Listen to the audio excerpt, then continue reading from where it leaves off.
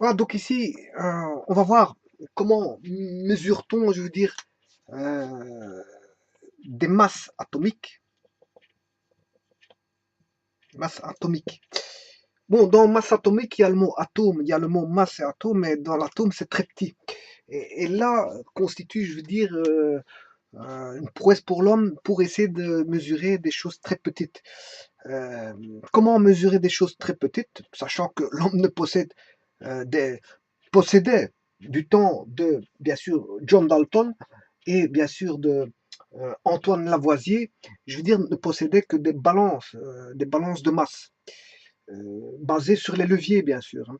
Donc, je rappelle que John Dalton, bon, il est né en 1766, il est mort en 1844, autant dire que c'est dans les années de 1866 à 1800.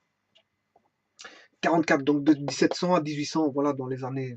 Voilà. Ça, c'est pour John Dalton. Alors que bon, on a Lavoisier Antoine qui, lui, euh, enfin, est né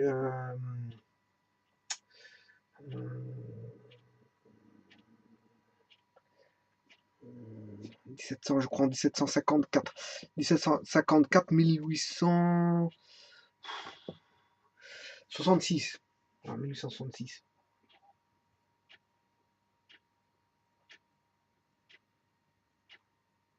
1700. Enfin, Antoine Lavoisier, c'est 1700 et bon, je ne me rappelle plus. 1700. Voilà, 1700. Voilà. Disons que c'est dans les années 1700, que ce soit John Dalton ou Antoine Lavoisier.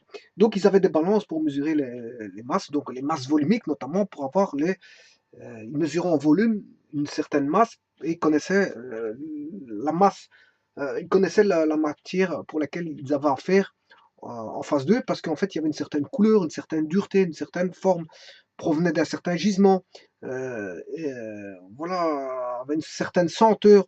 Voilà, il y avait l'odorat, la vue, l'observation via le sens de la vue, l'observation via le sens de l'odorat, enfin, au goûter, voilà, il pouvait goûter certaines choses et savoir la saveur de quel produit ça pouvait être ou pas. Donc il y avait le goûter, il y avait beaucoup de choses, enfin le goût, l'essence, et même les oreilles, parce qu'en fait, quand on vient frapper sur un objet, le fait qu'il résonne sur d'une certaine façon peut être attribué, je dirais, euh, une certaine matière.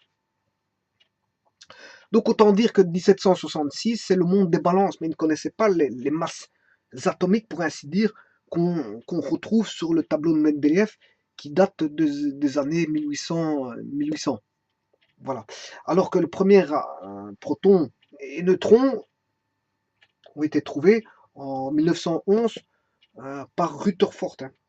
Donc, vous voyez, ils n'ont pas été soumis, je veux dire, au même traitement de la science, les uns par rapport aux autres, mais ont permis une certaine évolution de la science, donc au travers de l'observabilité. Mais il y a certaines choses qui ne sont plus observables via le sens de la vue, puisque c'est notamment très petit. Donc, quand on parle de masse atomique, on ne parle plus de masse provenant d'une balance qui mesure en kilos ou en grammes. Euh, voilà. Donc, euh, il a fallu, je veux dire, des techniques plus, plus sophistiquées et qui ne pouvaient que attendre que la science évolue que pour mesurer, je veux dire, les masses atomiques. Alors, à votre avis, qu'est-ce qui pourrait venir en premier lieu pour avoir une mesure de masse? Tout d'abord, on n'aura pas de mesure de masse. On n'aura pas de mesure de masse. Puisqu'en fait, dès le moment où on mesure une masse, on a affaire à ce qu'on appelle une balance. Peu importe une balance peut mesurer des bateaux, peut mesurer, alors il y a des balances qui mesurent en tonnes, hein, il peut mesurer des camions, des balances qui mesurent des bateaux, des camions, des avions, etc. C'est des balances qui mesurent en tonnes. Mais n'allez jamais mettre une balance, voilà, une balance, si vous mettez des microgrammes dans une balance qui mesure des tonnes, vous n'allez pas savoir mesurer, voilà, les microgrammes, parce que la balance mesure en tonnes. Maintenant, il y a des balances qui mesurent en kilogrammes ou en grammes. Et là, n'allez jamais mettre un camion dessus parce qu'il va se bousiller, il va se casser. Voilà. Et s'il y a des balances qui mesurent en milligrammes, euh, balance de laboratoire, voilà, mais n'allez jamais mettre des kilogrammes dessus parce que vous allez aussi la bousiller. Donc, elles sont faites, chacune des balances mesure une masse dans une unité qui est en fonction de l'échelle à mesurer. Si on mesure des camions, de la poudre ou je sais pas moi, des petites poudres de rien du tout, ou des petits liquides de rien du tout, ben il faut des capteurs spécifiques, des capteurs de force pour mesurer des microgrammes, par exemple. Voilà. Et donc, vous voyez que la technique, en fonction de l'évolution de la technique et de ce que l'homme a atteint comme prouesse technique pour mesurer certaines choses, ben, pourra mesurer la mesure de masse. De masse jusqu'à un certain niveau. Mais après, on ne sait plus descendre plus bas, notamment quand on doit mesurer des masses atomiques en relation avec l'atome. Alors là, on demande, je veux dire, euh, comme dans tout ce qui est observable, ben, on peut observer par la vue. Bon, les scientifiques peuvent observer les phénomènes au travers de leur vue quand c'est observable. Mais quand c'est plus observable, ça demande, je veux dire, de réfléchir à des méthodes qui vont permettre une certaine observabilité. C'est-à-dire, dans le cas de, je veux dire, des atomes, ben, pour voir les protons, on va essayer de faire des collisions, pour voir apparaître des nouveaux phénomènes de scintillement ou pas. Donc, on a bien une technique de collision, et donc, pour permettre une technique de collision, ben, il faut aller chercher du radium, du polonium, un matériau radioactif qui va projeter, je veux dire, des protons qui sont voilà, des protons, deux protons, parce que le particule alpha rejeté par le polonium ou le radium seront des particules alpha qui sont des protons, qui sont exactement deux protons, donc deux charges positives, qui est, je veux dire, un noyau d'hélium, si vous voulez. Voilà. Donc il va envoyer, je veux dire, deux protons sur un écran d'or pour voir s'il y a une collision ou pas. Et s'il y a une collision, ça veut dire qu'il y a l'existence de protons au niveau de la feuille d'or qui est placée, je veux dire, en tant qu'écran. En tant qu'écran. Voilà. Mais il n'y a pas toujours des collisions. Il n'y a pas toujours des collisions. Ça veut dire que ça passe. Et donc là, vous voyez que le neutron, le proton n'est pas proton et neutron ne sont pas observables à l'œil nu, mais via donc ce n'est pas observable, mais on crée les conditions d'observabilité par le génie de l'homme, c'est-à-dire en créant, je veux dire, en mettant un noyau un noyau, enfin en mettant dans du plomb, bien sûr, en fermant du plomb, du radium ou du polonium, qui va envoyer des protons et qui va faire apercevoir, je veux dire, un scintillement ou pas. Voilà. Et ça, c'est l'expérience du Rutherford qui a permis une certaine observabilité alors qu'on ne voit pas les protons-neutrons. Voilà, parce que les protons-neutrons sont petits. Donc, l'être humain ne peut pas les voir dans le tout petit, notamment dans le noyau, il ne sait pas les voir. Donc, il doit émettre des conditions, il doit, par son génie, trouver des solutions de pouvoir de nouveau réobserver des choses qui ne sont pas observables. Eh bien, il en est de même pour les mesures atomiques. Les mesures de masse, on sait les faire via des balances, et c'est observable via des balances, mais les mesures atomiques ne sont pas observables via des balances. Donc là, on demande la prouesse technique, le génie de l'être humain pour comment faire pour mesurer des masses atomiques. Alors, je poserai en tant que la question, je vous poserai la question en quelques secondes. Comment ferait-on pour mesurer des masses atomiques aussi petites soient-elles? Eh bien, je peux vous dire qu'on ne sait pas le faire. On ne sait pas faire. Parce que sinon, si on savait mesurer une masse atomique, ben, ça deviendrait une balance comme on mesure des balances en tonnes, en grammes ou en kilos, ou en décigrammes ou en centigrammes. Ça deviendrait une balance. Donc, le génie s'arrête là. On n'a plus le pouvoir de créer des balances qui sont aussi petites soient-elles. Donc, comment va-t-on faire? Eh bien, on va aller chercher des lois existantes en sciences, donc en physique ou en électricité, en physique ou en électricité, et permettent d'établir une relation entre qu'est-ce qui peut relier l'électricité et la masse. Bon, mais si je relie l'électricité à la masse, ça veut dire que je crée une balance de masse qui est, je veux dire, une caractéristique reliée à l'électricité. Donc, ça ne suffit pas. Hein, il ne suffit pas de... ce serait une balance de masse. On aurait de nouveau recréé une balance de masse. Bon. Donc, ça veut dire qu'il faudrait recréer... ce qu'on va mesurer, c'est pas une masse. On va essayer de chercher s'il n'y a pas encore... La physique ne peut pas nous aider au niveau... on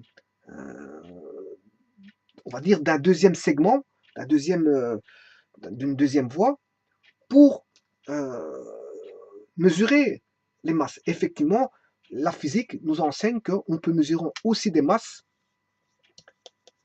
par l'électromagnétisme. Donc, l'électricité va nous aider, mais l'électromagnétisme aussi. Voilà. Donc l'électromagnétisme va nous aider à mesurer des masses. Bon. Mais le problème, c'est que, et là vient tout le problème, on va pas à quoi bon se servir de l'électricité et de l'électromagnétisme pour mesurer une masse? Ça deviendrait une balance de masse. Or, je vous ai dit qu'une balance de masse, on ne sait pas faire pour ce qui est de très petit. Donc, qu'est-ce qu'on va faire? L'électromagnétisme va nous offrir, je veux dire, la mesure d'une masse M1, voilà, et l'électromagnétisme d'une masse M2, et donc, via ceci, j'aurai ce qu'on appelle un rapport de masse. Voilà, j'aurai un rapport de masse. Connaissant un rapport de masse, mais je peux définir, je veux dire, une masse qui serait relative. Relative parce que dès le moment où on a un rapport de masse, c'est une masse relative. Donc, connaissant un rapport de masse, je peux créer ce qu'on appelle une masse, je peux mesurer une masse relative. Le tout, c'est de créer une unité dans ce rapport de masse relative, et effectivement, on aura une unité, puisqu'on va définir que toutes les masses seront définies par rapport au 12e de la masse du carbone. Voilà. Connaissant une masse et ayant défini une unité de référence, une référence d'unité, eh bien, je peux créer, je veux dire, je peux trouver la masse, combien vaut la masse par rapport au 12e du carbone de la masse. Au 12e de la masse du carbone. Je peux trouver toute masse par rapport au 12e de la masse du carbone. Voilà. Donc, l'unité de référence sera le 12e de la masse du carbone, si vous voulez. Voilà. Donc, ici, comment va-t-on faire? Eh bien, qu'est-ce qui fait ceci? Ben, qu'est-ce qui peut donner, je veux dire, à l'écran une image de la masse? Eh bien, c'est bien sûr la déviation d'un champ électrique. Alors, la déviation d'un champ électrique va procurer sur un écran, dire, voilà, une déviation. Une déviation qui sera proportionnelle, bien sûr, à la masse. Voilà. Mais attention que quand je dessine ceci, c'est déjà deux déviations. Hein. C'est une déviation horizontale et verticale. Pour avoir ceci, c'est une déviation verticale horizontale. Donc, j'aurai une déviation due au champ magnétique, qui sera considéré, le champ magnétique va repousser, je veux dire, via des plaques magnétiques, c'est-à-dire nord-sud. Voilà, nord-sud. On va faire une déviation. Déviation, voilà, via des plaques.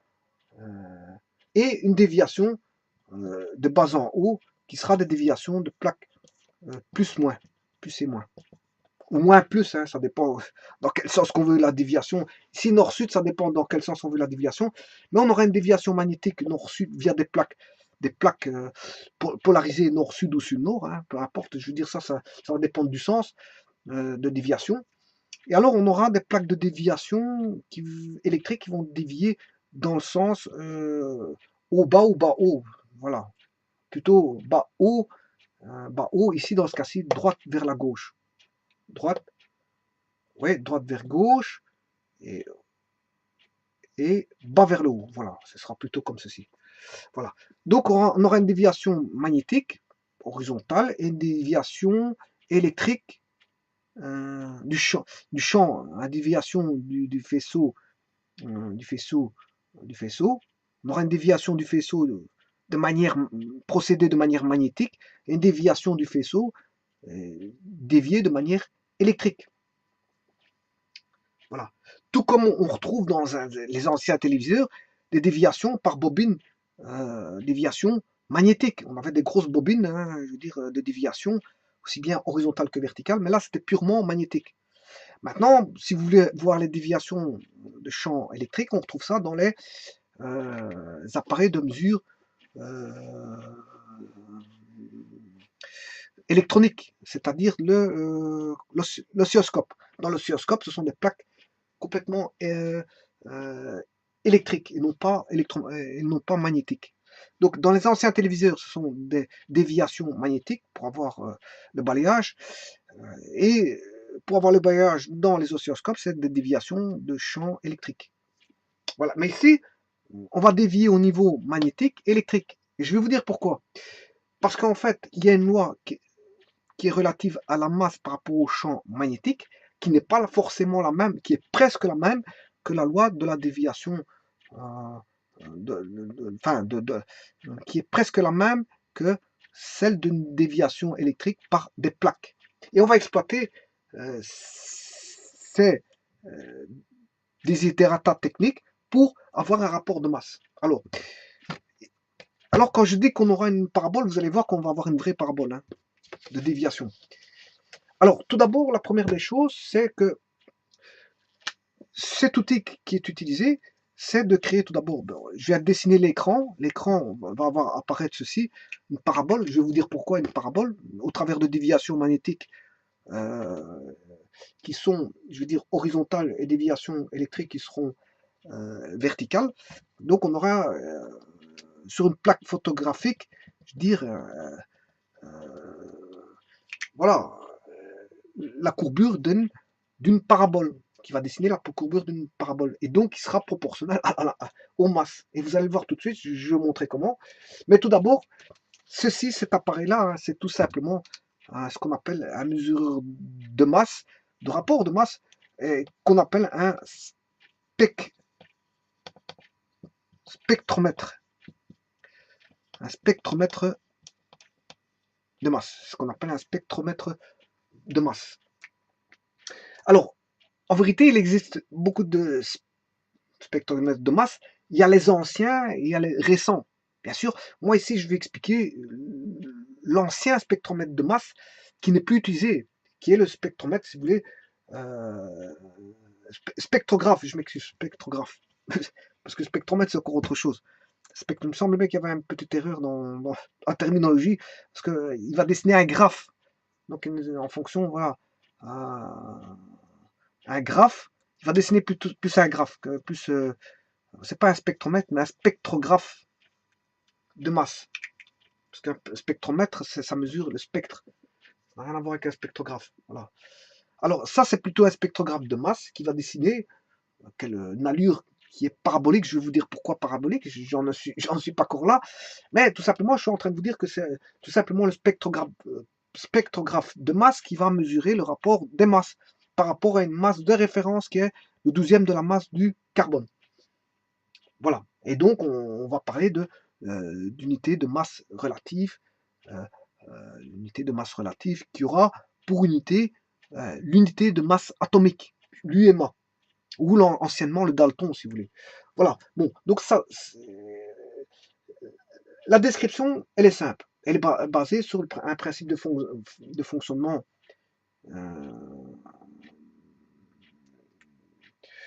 qu'on retrouve aussi bien dans les appareils modernes, sachant que je suis dans le spectrographe de masse de Thomson, qui est un ancien appareil qui n'est plus utilisé, et maintenant on utilise plutôt des appareils plus récents, mais basés toujours sur le même principe, bien sûr, mais plus sophistiqués, si vous voulez. Voilà. Donc, qu'est-ce qu'on va faire? Le tout, c'est de produire une certaine ionisation. ionisation, qui elle va frapper, si vous voulez, comment on appelle ça, un écran photographique. Elle va venir, on va dire, comment dire,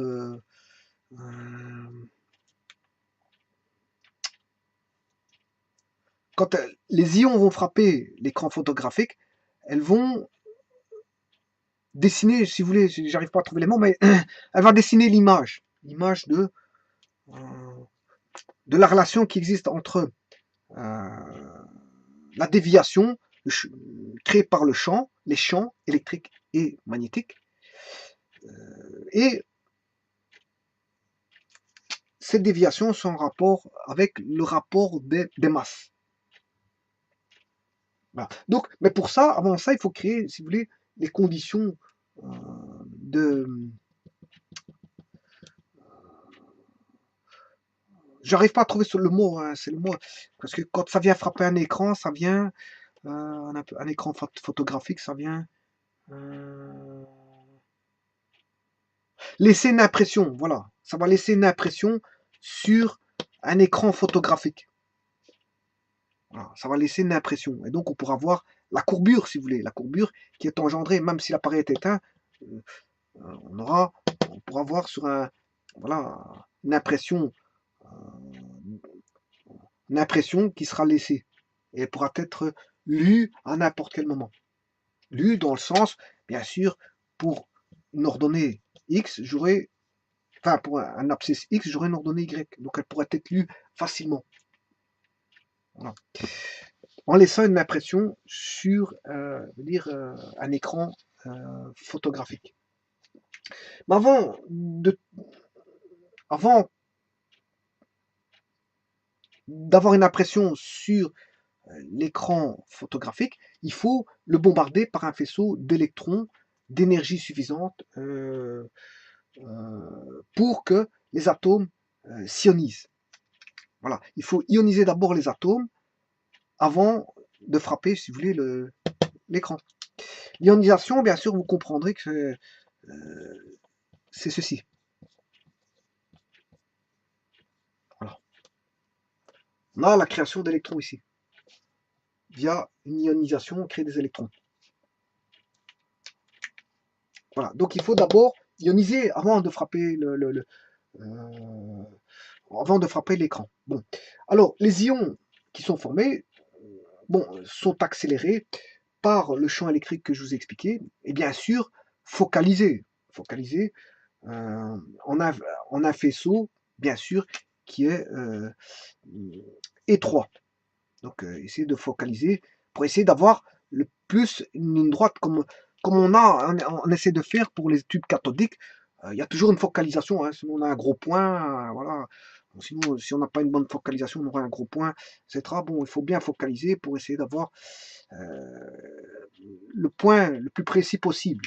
Hein. On essaie de focaliser en télévision, il y a tout un système de focalisation en télévision, et aussi bien sûr pour les tubes, aussi bien pour les tubes cathodiques, les anciens tubes cathodiques, que pour les appareils des oscilloscopes. Il y a toujours une focalisation. Et donc ici, fatalement, dans les spectrographes de masse, on retrouvera aussi un système de focalisation. On essaiera de focaliser, je veux dire, le mieux que l'on peut.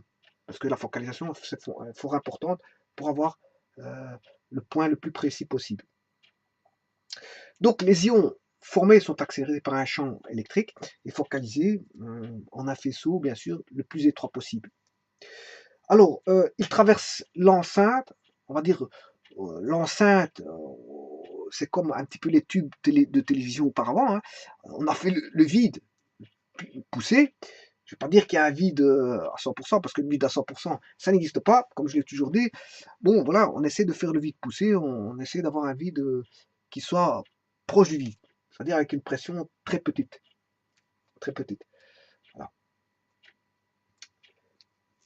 Et donc après, quand on a fait quand on a fait le vide dedans, on crée une espèce d'ionisation, voilà, comme je vous ai expliqué ici, en bombardant bien sûr par un faisceau d'électrons d'énergie suffisante, voilà, les atomes s'excitent et s'ionisent et devient, voilà, atomes deviennent, si j'ai un atome d'un nucléide X, eh bien il deviendra X plus, plus un électron.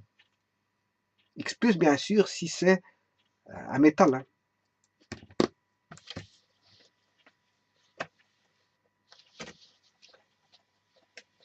Alors,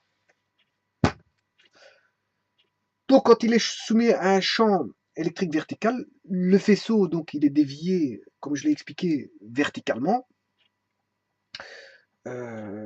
Et on sait bien que la déviation sera proportionnelle à la charge électrique et inversement proportionnelle à la masse de l'ion et au carré de sa vitesse. En d'autres termes, on aura Y qui est égal à donc proportionnel à la charge. La charge, n'oubliez pas que c'est la charge créée, hein, puisqu'on a bombardé, voilà, on a eu ceci, on a la charge ici qui est 1,6 fois 10 exposant 1,06 fois 10 exposant moins 19 coulombs. C'est l'unité de charge, la charge la plus petite possible qui existe. Donc on aura E. Bien sûr, là on aura, elle sera proportionnelle à la masse, et c'est ce qu'on recherchait. Et Y est bien la déviation en Y. Hein. Là on a appliqué le champ électrique. Donc le champ électrique vertical, hein, ce qui va donner, si vous voulez, l'ordonnée, la déviation en ordonnée, ben, sera proportionnelle à, à, à la charge électrique, hein, à la masse, voilà, du nucléide, bien sûr, à une constante près, hein, à une constante près que je vais appeler K1, et au carré de la vitesse. Voilà, au carré de la vitesse. Bon, et ça c'est le champ électrique de déviation verticale. Donc ça c'est le champ électrique qui va créer une déviation proportionnelle à la masse et au carré de la vitesse, voilà, et au champ, à la charge E, à un facteur de proportionnalité K1.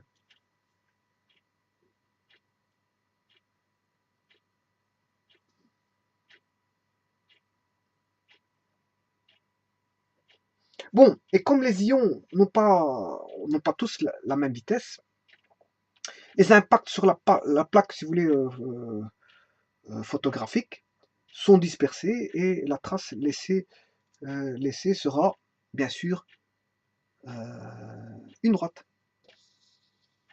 Ou un segment, si vous voulez, plutôt un segment. Voilà. Bon, maintenant, le champ magnétique. Le champ magnétique que je vais appeler B, parce que le champ électrique c'est E, le champ magnétique c'est B, va créer aussi une déviée, va faire dévier, je veux dire,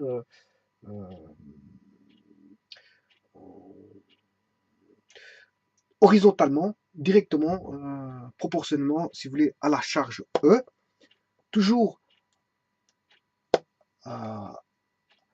inversement proportionnel à la masse de l'ion, bien sûr, parce qu'on a eu une ionisation, hein, donc c'est la masse de l'ion, c'est pas la masse du nucléide, c'est la masse de l'ion, si vous voulez, c'est la masse de l'ion, puisqu'on a créé une ionisation qui était X, fallait X plus, voilà, un électron, la masse de l'ion. Voilà, donc le X est dépendant d'une constante K2, de la charge E, de la masse de l'ion, mais non plus du carré de la vitesse. Et c'est ça l'astuce, c'est de la vitesse. Ils n'ont pas les mêmes lois. Au niveau champ électrique et champ magnétique, c'est presque la même chose, mais c'est pas la même chose. Il y en a, il dépend du carré de la vitesse et d'autres de la vitesse. Mais toutes les autres paramètres sont les mêmes, à une constante près, bien sûr. Hein. Et là, on a une déviation, je veux dire, horizontale. Donc il y en a un qui va donner une déviation horizontale, et l'autre donne une déviation verticale. Et que les lois sont presque similaires, si vous voulez. Et voilà, c'est ce que je vous avais dit tout à l'heure, en fonction d'une déviation électrique, j'ai la notion de masse qui ressort aussi. Et en fonction d'une déviation magnétique, j'ai la notion de masse qui ressort. Et maintenant, vous allez voir qu'en faisant le rapport des masses, eh bien, je vais retrouver une parabole. Une parabole. Alors, ça, je vous ai parlé ici, c'est soumise, je veux dire, à un champ électrique séparément, bien sûr, hein. Là, c'est soumise à un champ magnétique séparément. Maintenant, je vais les soumettre à un champ aussi bien électrique que magnétique. Et là, vous allez voir pourquoi la trace est une fraction de parabole.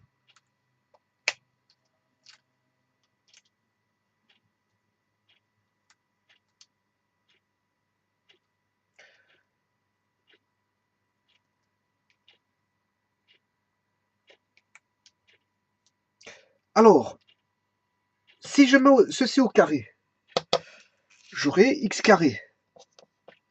X carré. Si je mets au carré ici, j'aurai K2 carré, E carré, M carré, V carré. Alors pourquoi je fais ça? C'est pour éliminer la vitesse, le carré de la vitesse. Le carré de la vitesse ne m'intéresse pas. C'est les masses qui m'intéressent. Donc c'est une astuce. C'est une astuce pour trouver les masses. Maintenant, vous allez me dire, oui, mais quid euh, de K1, K2? Mais en fait, c'est au niveau. Les constantes dépendent, si vous voulez, sont dépendantes des valeurs du champ électrique et magnétique. Et donc, euh, c'est propre à l'appareil. Donc, il n'y a pas de problème. K1, K2 ou K1, K2 carré, peu importe. Je veux dire, c'est une constante K tout court qui est dépendant, je veux dire, des caractéristiques de l'appareil. Et ça, on s'est fixé en tant que constante. Une fois qu'on connaît les caractéristiques de l'appareil, on s'arrange pour essayer d'avoir qu'un K2 carré constant et donc fatalement d'avoir un rapport constant. Alors maintenant, je vais faire le rapport des deux. Si je fais le rapport des deux, euh,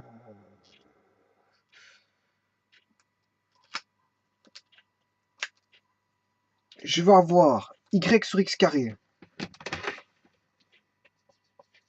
Ouais, autant que j'aille chercher un marqueur. Y sur x carré, parce que le marqueur non. Y sur x carré. Voilà. Ce qui fait K1 E M sur V carré sur K2 carré E carré sur M carré V carré. Voilà. Voilà que va donner le rapport. Ce qui va donner K1 sur K2 carré, ça je vous ai dit que, bon, via les caractéristiques de l'appareil, on peut trouver que ou régler l'appareil ou faire en sorte que si c'est des caractéristiques techniques existantes de l'appareil en soi, ben, ça fait une constante tout court. C'est constante propre à l'appareil. L'appareil, voilà, constitué voilà, de plaques électriques et des plaques magnétiques. Alors maintenant, si je fais E, celui-ci, ça va donner E sur mv carré fois, celui-ci va s'inverser.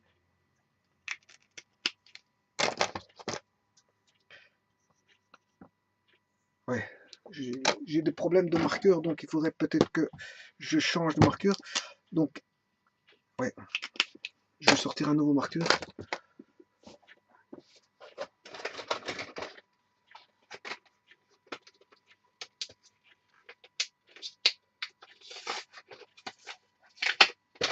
Donc, là, j'aurai, si j'inverse ceci, m carré,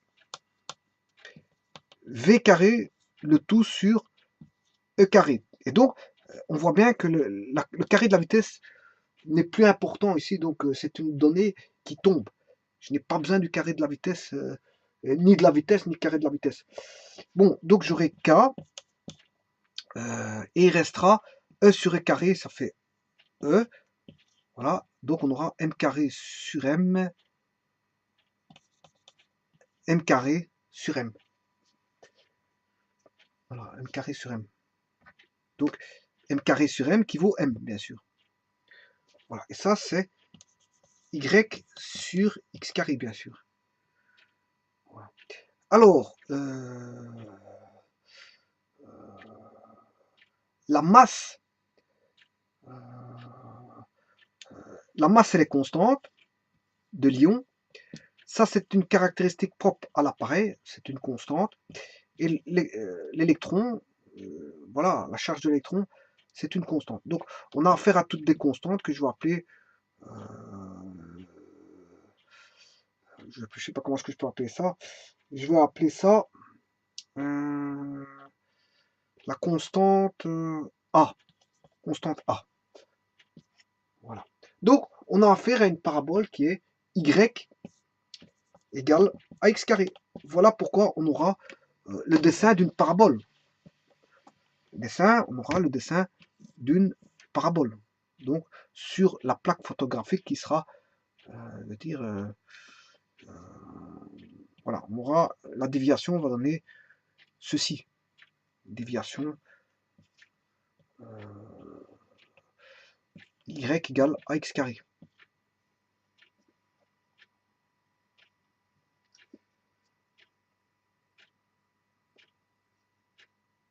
Donc, c'est l'équation d'une parabole vraiment centrée à l'origine, hein, Y égale AX carré.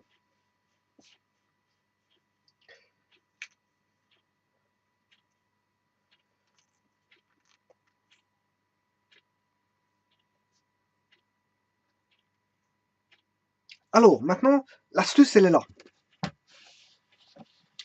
L'astuce, est là, c'est que, bon, la masse du nucléide, voilà, on ne la connaît pas. On ne la connaît pas. Hein, quand je vous dis que Y égale AX carré, on n'a que la mesure de déviation par rapport à une constante A, AX carré. Alors, comment faire pour avoir, je veux dire, et c'est ça l'astuce du génie que je vous ai expliqué tout à l'heure, comment avoir les masses, mais c'est par rapport à, d'abord, une référence de masse, de 1, et de 2, de créer une deuxième masse. Donc, c'est de faire, si vous voulez, le relevé de la trace sur la plaque, bien sûr, photographique, de deux nucléides. C'est de le faire pour deux nucléides. Donc, qui sont présents simultanément dans l'appareil. Et donc, là, on va relever deux traces, et grâce aux deux traces distinctes, on pourra mesurer, si vous voulez, un rapport de masse. Alors, comment? Eh bien, on sait bien que on a Y égale A1 X carré. Voilà, parce que j'ai un nucléide, et on avait dit que A1, c'était K1 qui était dépendant de l'appareil, et bien sûr de M1 sur E. Alors, si je fais la même chose pour un second nucléide, j'aurai toujours la même loi, mais cette fois-ci toujours avec le même K1, mais avec ce qui va différer, c'est ce qui va être différent, c'est juste les masses. Voilà. Donc là, j'ai deux courbes, et avec ces deux courbes, ben, je peux mesurer le rapport M1 sur M2. Voilà. Je peux mesurer le rapport M1 sur M2.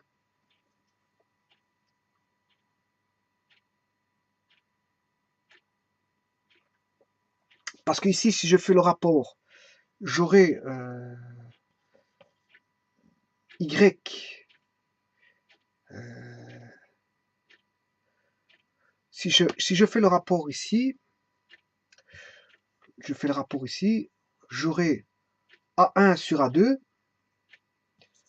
A1 sur A2, X carré tombe, vaudra K1 sur K1, ça va tomber, E1, E sur E, ça va tomber, il va rester M1 sur M2. Et voilà. Là, j'ai le rapport des masses.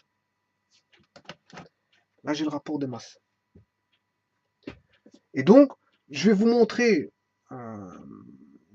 si la masse d'un nucléide, je vais vous montrer par un exemple que si la masse d'un nucléide est connue, par exemple, eh bien, qu'on peut trouver, je veux dire, la masse en rapport au nucléide connu, ben, la masse du second nucléide.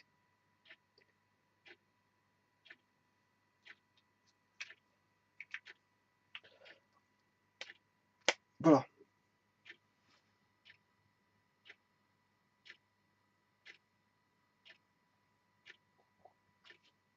Attention que ça va donner deux courbes différentes. Mais toujours partant de l'origine. Hein.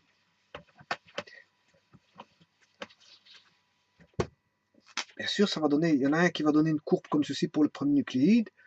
Voilà, et celui-ci, une seconde courbe. Voilà, pour le second nucléide. Voilà. Donc on aura une courbe. Bien sûr,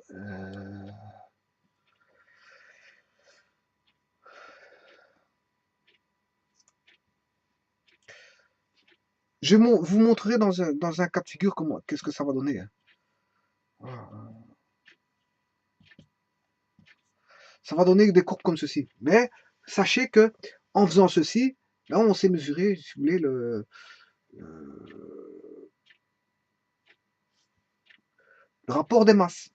Connaissant une masse, je peux trouver la masse relative, si vous voulez.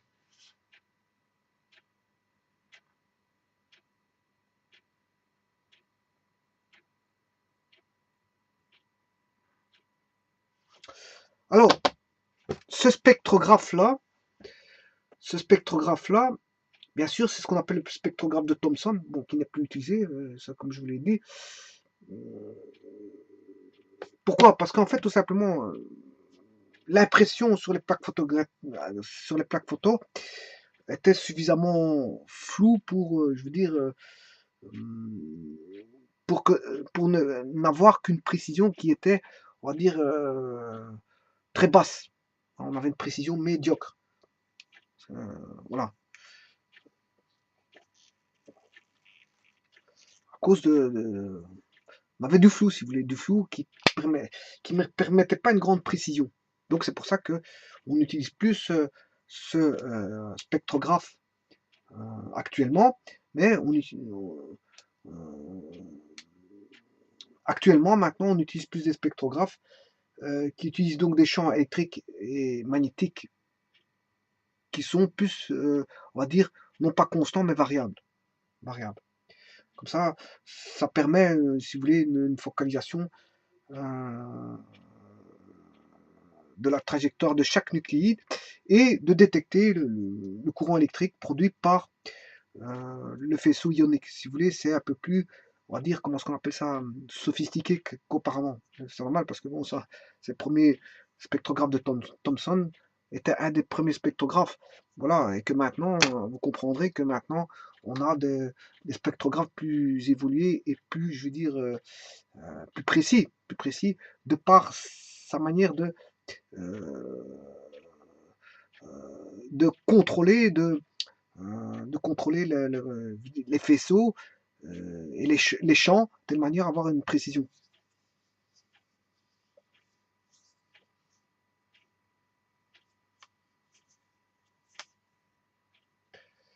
Bon, alors, maintenant, si on devait parler de précision, ben, avec les spectrographes actuels permettant, je veux dire, une meilleure précision, une meilleure variation des choses pour avoir la meilleure précision possible, hein, on peut avoir des variations, des contrôles, on va dire des étalonnages, des ci, des là, tout ce qui fait en sorte que l'appareil essaiera d'avoir un rendu le plus précis possible, eh bien, on peut atteindre des précisions allant jusqu'à une valeur de 5 chiffres décimaux.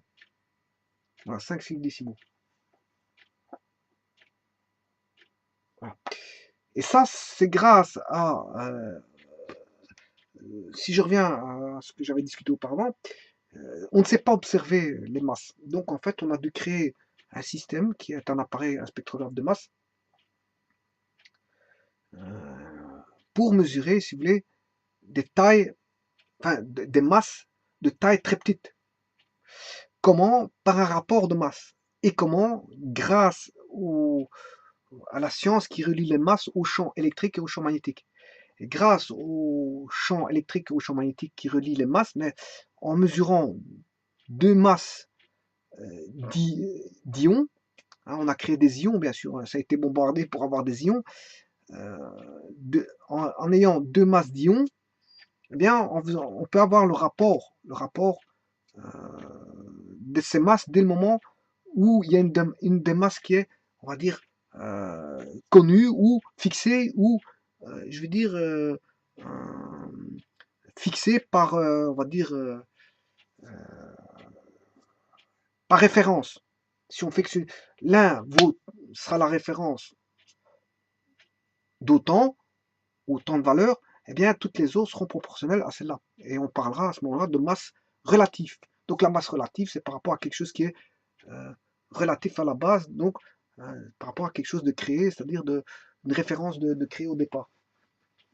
Et vous comprendrez que cette référence-là, n'est tout bonnement que le 12e de la masse du carbone. Hein. C'est le 12e de la masse du carbone. Voilà. Le 12e, on va faire tout en rapport avec le 12e de la masse du carbone. Voilà.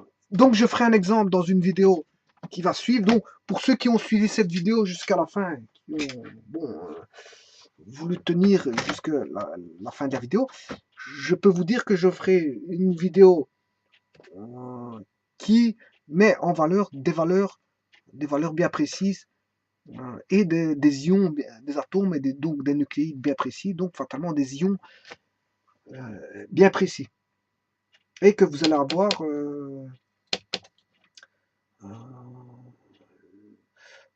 des résultats qu'on retrouve bien sûr dans le tableau de Mendeleev. Voilà, parce que ça, ces valeurs-là, on va les retrouver dans le tableau de Mendeleev. Bien sûr, en quelle unité? Comme c'est une unité de masse atomique relative, ben, on va le retrouver en unité de masse atomique, qui est anciennement le Dalton. Voilà, donc je ferai un exercice, je veux dire, relatif au spectrographe de masse, avec deux atomes qui vont être bombardés, qui vont donner des ions, deux types d'ions, donc on pourra mesurer fatalement leur masse, tout en connaissant, je veux dire, voilà, ces caractéristiques-là de déviation. C'est grâce à la déviation qu'on pourra avoir une certaine lecture de masse, de rapport de masse, parce qu'en fait, la masse, on ne l'aura pas puisque c'est pas une balance. C'est pas une balance, puisque si c'était une balance, on aurait directement la masse, mais comme on ne sait pas observer les masses petites, donc on va essayer de faire un rapport de masse par rapport à une masse connue, et voilà, au travers de champs électriques et champs magnétiques qui sont des caractéristiques, on va dire, électriques, électromagnétiques. On va mesurer la masse. Et par une astuce, on va éliminer, si vous voulez, le carré de la vitesse. Carré de la vitesse. Carré de la vitesse. Comment en mettant au carré, en faisant un rapport, à ce moment-là, on n'a plus de carré de vitesse. Et les autres paramètres, heureusement qu'on les connaît, parce que K1 et K2 dépendent de l'appareillage. Et E est connu, puisque c'est le champ. Voilà, c'est la charge électrique. Voilà, donc il ne reste plus que à deux, on va les lire sur la plaque impressionnée, la plaque photographique impressionnée, on va aller lire les valeurs sur la parabole et on va aller rechercher ces valeurs-là pour en faire un rapport. Connaissant une valeur, ben on sait retrouver l'autre, qui sera en rapport avec la première, qui est fixée.